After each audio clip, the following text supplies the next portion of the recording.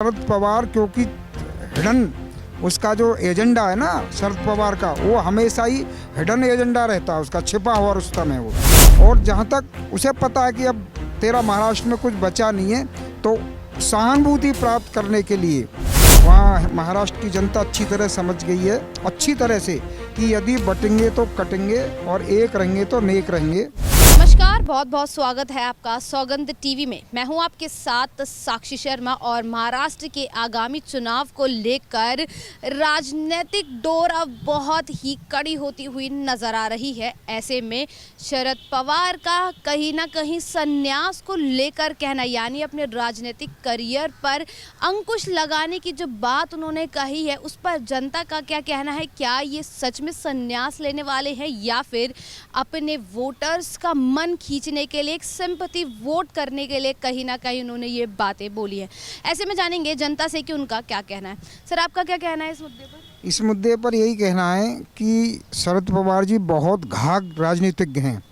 वो हमेशा कोई ना कोई नीति खेलते रहते हैं। उन्हें अच्छी तरह पता है कि तुम्हारा अब कुछ बचा नहीं है महाराष्ट्र के अंदर, और तुमने महाराष्ट्र की जनता को बहुत समय तक पागल बनाया और एक ऐसा दाऊद ग्रोह पैदा कर दिया मुंबई के अंदर, जो पूरे भारत और पूरी देश की पूरी रक्षा के लिए घातक बन गया। उसने हजारों करोड़ रुपया की संपत्ति बर्बाद की, हजारों लोगों की हत्याएं की उस दाऊद ने। और वो केवल इसका कारण क्या है? इसका कारण ये शरद पवार ही है, क्योंकि शरद पवार ने हमेशा दाऊद को सपोर्ट किया और अप्रत्यक्ष रूप से। और इसे शरद पवार का ही हाथ था कि दाऊद सफलतापूर्वक यहाँ से भागकर पाकिस्तान चला गया। जी, अगर शरद पवार जब चाहते तो उस समय जब मुंबई पे 19/11 जो हमला हुआ था, तो उसमें हो एक्शन करवा सकते थे भारत पर, क्योंकि उस समय जो हमारे वायुसेना प्रमुख थे, उन्होंने कहा था कि मैं पाकिस्तान के खिलाफ एक्शन लेने के लिए तैयार हूँ, मुझे इसकी परमिशन दी जाए। परंतु शरद पवार क्योंकि हिडन उसका जो एजेंडा है ना शरद पवार का, वो हमेशा ही हिडन एजेंडा रहता है उसका, छिपा हुआ रुस्तम है वो।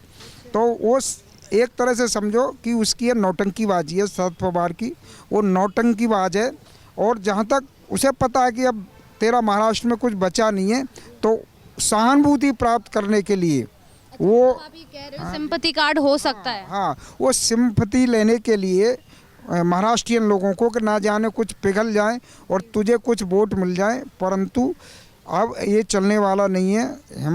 वहाँ महाराष्ट्र की जनता अच्छी तरह समझ गई है, अच्छी तरह से, कि यदि बटेंगे तो कटेंगे और एक रहेंगे तो नेक रहेंगे। अच्छी तरह पता चल गई है, और वो कितनी कोशिश कर लें, वहाँ पर अब की भाजपा पुनः रिपीट हो रही है। आपने तो ये कह ही दिया है कि ये सिंपैथी कार्ड है, लेकिन अगर सच में शरद पवार संन्यास ले लेते हैं तो क्या लगता है उनके बाद कौन आएगा? देखो, उनके बाद तो वही परिवारवादी सोच है ना उन लोगों की। तो वो समझते हैं मेरी लड़की है, उनका कारण है मेरी लड़की है, फिर उस लड़की का देवता है, वो उनका यही चलता रहता है। वो परिवारवादी पार्टी है, परिवार से अलावा और कोई आ ही नहीं सकता है, वो केवल परिवार की बात है, मैं आपको बताऊं। अच्छा, तो मतलब अभी जो चुनाव होने जा रहे हैं महाराष्ट्र में, जिसको लेकर हर पार्टी ने अपनी कमर तो कसी रखी है, तो ऐसे में आपको क्या लगता है, क्या बीजेपी अपने पैर फिर से महाराष्ट्र में जमा पाएगी?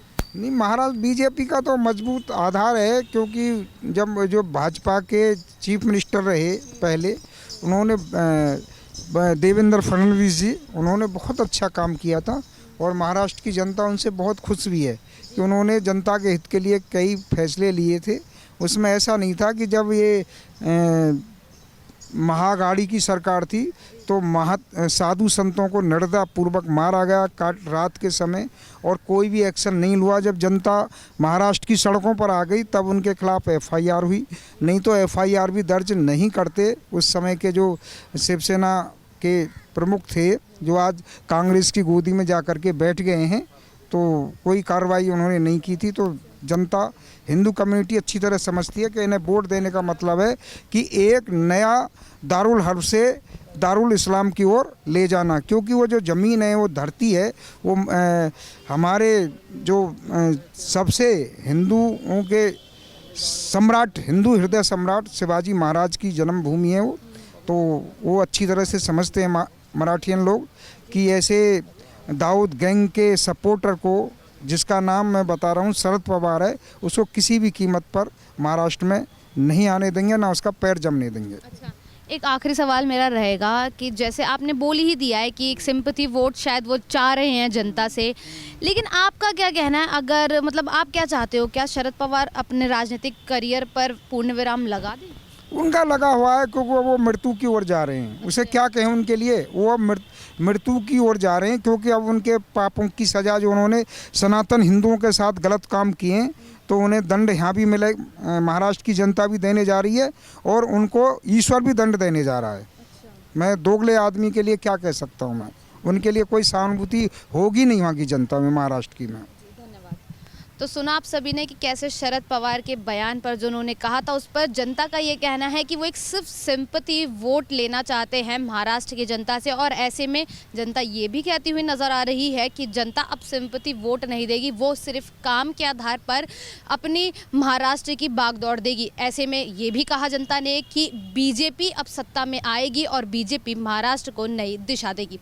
बाकी ऐसी ही तमाम अपडेट्स के लिए बने रहे सौगंध टीवी के साथ। आप देख रहे हैं सौगंध टीवी, सौगंध वतन की।